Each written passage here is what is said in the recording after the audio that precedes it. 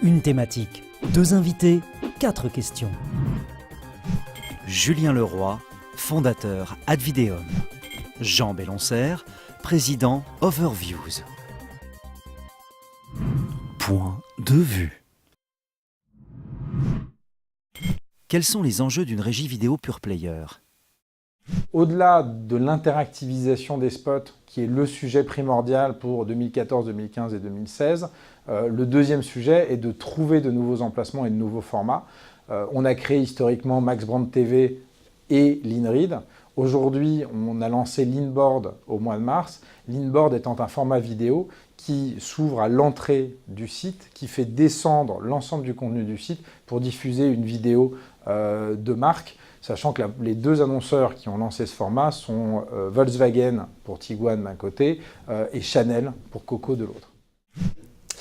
Aujourd'hui, en fait, les enjeux pour une régie pure player, c'est d'être toujours à la pointe de l'innovation. Dans un premier temps, par des innovations sur les formats, faire des choses toujours plus importantes, ne plus se contenter de la simple reprise du spot télé. Et c'est vraiment dans ce but-là qu'Overviews a été créé, c'est de montrer qu'il est encore possible de créer de nouvelles choses, de nouveaux dispositifs. J'en veux pour preuve, par exemple, notre dispositif de synchronisation téléweb, Reach Now, qui a été massivement repris par les régies, les agences. Quelle est votre approche du GRP vidéo ? On participera activement et on militera pour le GRP vidéo, qui doit être à la fois normatif, mais aussi qui doit prendre en compte la valeur. Et sur la valeur, on va demander à ce que le bêta de mémorisation, qui, on le sait, sur la vidéo online est au moins 2 fois supérieur à celui de la télé, et la notion d'engagement liée à l'interactivité soit pris en compte également. Et c'est pour ça qu'on doit participer activement à la création du GRP vidéo. Donc le sujet GRP vidéo, évidemment, on se le pose depuis un certain temps. Aujourd'hui, les annonceurs sont de plus en plus en demande de couverture sur cible et non pas d'un nombre de X milliers d'impressions. Pour vous donner un exemple, on a fait une étude avec Ipsos sur un annonceur auto où on s'est rendu compte que la mémorisation top of mind du pendant vidéo de la campagne était 3 fois plus importante que son pendant télé. Donc, dans ce sens, on pourrait dire qu'un GRP vidéo vaut plus qu'un GRP télé.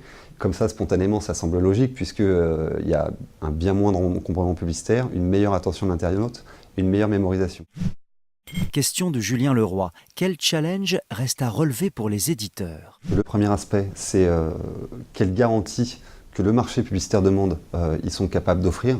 C'est-à-dire qu'aujourd'hui, le marché demande à s'assurer que les publicités soient correctement vues à 100% dans un cadre de diff cohérent. Ça veut dire notamment que le site d'un éditeur se doit d'être compatible à des technologies du type Alenti, etc. Aujourd'hui, le marché publicitaire sur la vidéo, il veut du pré-roll. Il veut du pré-roll, donc de l'in-stream.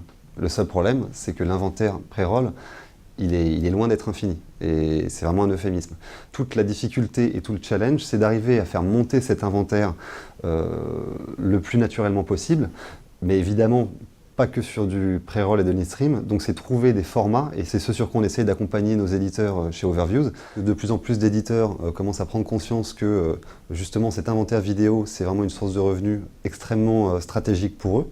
Donc ça, c'est un premier phénomène, et c'est clair. Et de plus en plus d'éditeurs montent en compétences sur ce sujet, et on les aide à monter en compétences.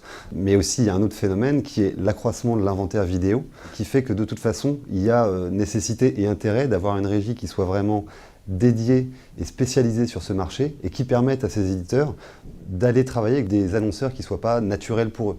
L'enjeu majeur pour les éditeurs sur les années à venir et particulièrement sur 2014, c'est de développer leur expertise propre et donc d'internaliser au maximum cette expertise. Sur la vidéo, ça repose sur la production et la création de portails vidéo. C'est ce qu'ont fait les leaders médias et aujourd'hui l'ensemble des médias digitaux se transforment en groupe d'audiovisuel de ce point de vue-là. Le deuxième élément, c'est de mieux comprendre leurs audiences pour mieux les valoriser. Et là, on accompagne les éditeurs sur la mesure Alenti, la mesure Nielsen OCR qu'on a intégrée de manière native dans les outils technologiques qu'on met à leur disposition.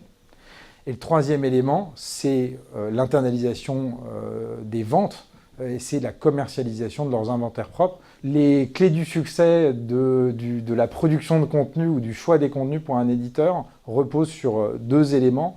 un élément qui est un élément de massification, c'est-à-dire qu'il faut du contenu vidéo de plus en plus sur l'ensemble des pages des sites, ce qui passe par une production dédiée ou des accords avec des tiers qui apportent des contenus. Et un deuxième élément, qui est l'élément d'attente des internautes, et tous les groupes médias ne s'y trompent pas, il faut analyser les contenus qui performent le plus pour en produire plus et faire ce choix du contenu vidéo qui peut être différent d'un contenu texte, par exemple, pour un éditeur qui viendrait de l'écrit. Question de Jean Belloncère. Quelles sont les nouvelles attentes des annonceurs en termes de pub vidéo ? Dans l'émergence de la vidéo online, les annonceurs attendent deux choses, plus de clarté et toujours plus d'innovation. Ce sont deux choses qui sont souvent antinomiques. La clarté, c'est le contexte, l'environnement, la qualité évidemment des sites sur lesquels ils sont diffusés qui sont primordiales, mais c'est également le fait de simplifier les dispositifs pour que, de manière évidente, ils puissent passer de la télévision au online. Ce qu'on a fait en innovation média avec la synchronisation TV, inaugurée il y a un peu plus d'1 an maintenant. C'est une bonne chose que la vidéo en ligne soit une extension de la télé, d'abord. Ça a été la genèse de ce média et ça permet aujourd'hui très efficacement de faire transférer des budgets du offline au online, ce dont on peut tous se réjouir. Néanmoins, je pense que la vidéo online peut demain être à la genèse d'investissements télé.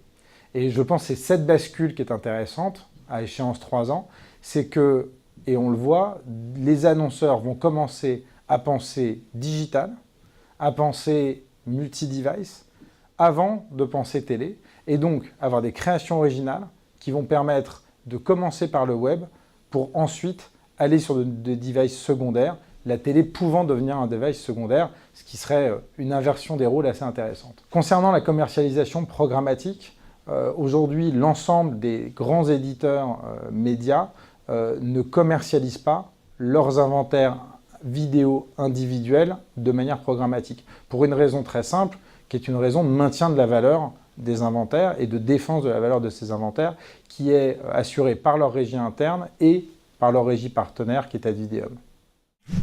La période où on pouvait se contenter de livrer X milliers d'impressions avec une répétition 4P sur un 4 de diff, elle est très clairement révolue. Aujourd'hui, les annonceurs ils veulent beaucoup plus de garanties. Ça peut être des garanties en termes de visibilité, s'assurer que leur publicité soit vue dans leur intégralité. Ça peut être des garanties en termes de distribution sur cible, ne plus faire de la rotation générale, mais bien mesurer la cible média de l'annonceur. Ils sont aussi de plus en plus demandeurs de formats impactants, toujours avec un objectif derrière d'augmentation de la performance. Parce qu'il ne s'agit pas ou plus de faire de la vidéo pour faire du branding, il s'agit aussi et surtout de plus en plus de faire de la vidéo pour avoir un vrai retour sur investissement. Nous, ça fait 1 an qu'on a lancé notre offre programmatique. Ça a représenté environ 30% des revenus d'Overviews en 2013. Aujourd'hui, il y a beaucoup de fantasmes en fait, sur le programmatique, en termes notamment pour les éditeurs de destruction de valeur. Encore une fois, quand on parle de l'inventaire vidéo, on parle d'un inventaire qui est loin d'être infini.